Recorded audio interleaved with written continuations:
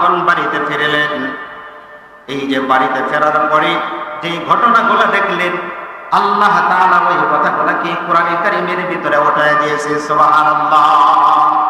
আল্লাহ তাআলা বলেন, কুল্লামা দাখালা আলাইহা যাকারিয়াল মিহরাব ওয়াজাদা ইনদাহা রিজকা ক্বালা ইয়া মারইয়াম আন্না লাকি হাযা ক্বালাত হুয়া মিন ইনদিল্লাহ ইন্নাল্লাহা ইয়ারযুকু মান ইয়াশাউ বিগাইরি হিসাব।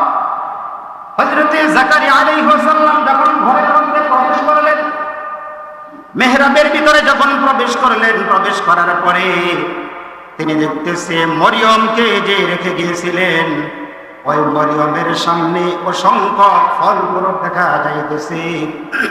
যেই ফল ফ্রুট গুলা হযরত জাকারিয়া আলাইহিস সালাম তাকে খাবার জন্য দেয় নাই। হযরত জাকারিয়ার চিন্তা হলো, এই ফলগুলা কোথা থেকে আসলো? এই ফলগুলা তো আমি মরিয়মকে খাওয়ার জন্য দেই নাই, এই ফলগুলা কোথা থেকে আসলো? আবার মরিয়ম ডাক দিয়ে বলে, শোনেন, এগুলা আমার আল্লাহ তাআলার পক্ষ থেকে আমার কাছে পাঠিয়ে দিয়েছে। এমন কিছু ফল ওখানে দেখা যাইতেছে যেই ফলগুলার সিজন ছিল না, অমৌসুমিক কিছু ফল আল্লাহ তাআলা মরিয়ম আলাইহিস সালামের সামনে খানা পিনার জন্য আল্লাহ তাআলা দান করেছে। সুবহানাল্লাহ।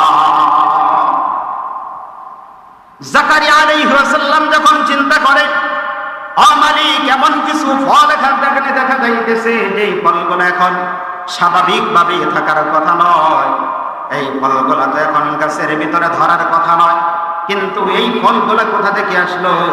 আল্লাহ বলে, ইন্নাল্লাহা বিগাইরি হিসাব, আমি আল্লাহ তাআলা হিসাব ছাড়া, গণনা ছাড়া যাকে ইচ্ছা তাকে রিজিক দান করে। সুবহানাল্লাহ। হযরত জাকারিয়া আলাইহিস সালাম যখন দেখলেন যেই ফলের সিজন নাই এখন, ওই ফলটা আল্লাহ তাআলা মরিয়মকে খাওয়াইতে পারে। যদিও জাকারিয়া আলাইহিস সালাম ওই সময় বয়স্ক হয়ে গেছিলেন, বৃদ্ধ হয়ে গিয়েছিলেন, এই ঘটনা দেখার পরে হযরতে জাকারিয়া আলাইহিস সালামের দিলের ভিতরে ভিন্ন একটা সাহসের সঞ্চয় হয়। সেটা হলো, জাকারিয়ার চিন্তা হলো যে মালিক নাকি অমৌসুমিক ফল হযরতে মরিয়মকে খাওয়াইতে পারে। আমি যদিও বয়স্ক হয়ে গেছি, বৃদ্ধ হয়ে গেছি, এই বয়স্ক অবস্থায়, বৃদ্ধ অবস্থায়ও আল্লাহ তাআলা আমাকে এখনো সন্তান দান করতে পারে। সুবহানাল্লাহ। তার মনে আগ্রহ যে আল্লাহ তাআলা যেই ফল এখন থাকার কথা না, এই ফলটা যদি মরিয়মকে যদি খাওয়াইতে পারে, কোনো পেরেশানি নাই, মেহনত নাই, কোনো কিছু ছাড়াই যদি আল্লাহ তাআলা খাওয়াইতে পারে, হতে পারে আমি বুড়া হয়ে গেছি, এখনো আল্লাহ তাআলা যদি চায় আমাকে সন্তান দান করতে পারে। সুবহানাল্লাহ। এই চিন্তা করার পরে হযরত জাকারিয়া আলাইহিস সালাম আল্লাহ তাআলার কাছে দোয়া শুরু করলেন। হুনালিকা দাআ জাকারিয়া রাব্বাহ ক্বালা রাব্বি হাবলি মিন লাদুনকা যুররিয়াতান তাইয়্যিবাহ ইন্নাকা সামিউদ দুআ। জাকারিয়া আলাইহিস সালাম আল্লাহ তাআলাকে বলে, হে মালিক, আমাকে তুমি এমন একজন পুত পবিত্র সন্তান দান করো। তুমি তো প্রার্থনা শ্রবণকারী, তুমি তো বান্দার প্রার্থনা শ্রবণকারী, তুমি তো বান্দার সবকিছু শোনো। তুমি আমার হযরত জাকারিয়া আলাইহিস সালামের কথাগুলো শুনলেন।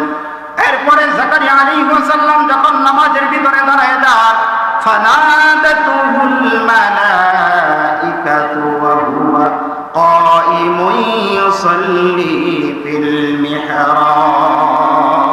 হযরত জাকারিয়া আলাইহিস সালাম যখন কামরার ভিতরে, ঘরের ভিতরে যখন নামাজের ভিতরে দাঁড়ায় যায়, আন্নাল্লাহা ইউবাশশিরুকি বিয়াহইয়া, আল্লাহ তাআলার পক্ষ থেকে ফেরেশতাদের মাধ্যমে আল্লাহ তাআলা ইয়াহইয়ার সুসংবাদ হযরত জাকারিয়াকে দান করে। সুবহানাল্লাহ। মুসাদ্দিকাম বিকালিমাতিন ইলাল্লাহি ওয়া সাইয়্যিদান ওয়া হাসূরান ওয়া নাবিয়্যান মিনাস সালিহিন। এমন একজন যার নাম ইয়াহইয়া হবে।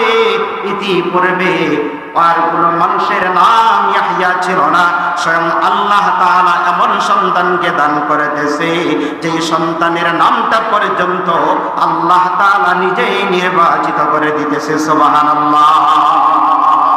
আল্লাহ তাআলা বলে তোমার সন্তান এমন সন্তান হবে ইয়াহইয়া। আমি আল্লাহ তাআলার নির্দেশগুলার আমার যে কুদরত আছে এগুলার সততা প্রমাণিত করবে এবং নারীদের কাছ থেকে তিনি দূরে থাকবে এবং তিনি একদম সালেহীন পরহেজগার ভালো মানের নবী হবে। সুবহানাল্লাহ। এই সুসংবাদ যখন হযরতে জাকারিয়া পাইলেন, পাওয়ার পরে জাকারিয়া আবার আল্লাহকে প্রশ্ন করে, ক্বালা রাব্বি আন্না ইয়াকুনু লি গুলামু ওয়া ক্বাদ বালাগানিয়াল কিবারু ওয়া ইমরাতি আকির। ও মালিক, আমি তো বয়স্ক হয়ে গেছি, আমি বৃদ্ধ হয়ে গেছি, আমার বিবি বান্দা সবাই জানে, কিন্তু এইভাবে কিভাবে আমার সন্তান হবে আমি জানি না। ও মালিক, বুঝতে পারলাম না, আমাকে তুমি কিভাবে সন্তান দান করবা। আল্লাহ তাআলা বলে, কাযালিকা ইয়াফআলু মা ইয়াশা। আমি আল্লাহ তাআলা যাকে চাই তাকে এইভাবে দান করি। সুবহানাল্লাহ। জাকারিয়া আলাইহিস সালাম বললেন, হ্যাঁ ঠিক আছে, বুঝলাম, আপনি যদি চান এমনিতেই আপনি সন্তান দিতে পারেন, কিন্তু তার আলামতটা কি হবে, তার নির্দেশনাটা কি হবে।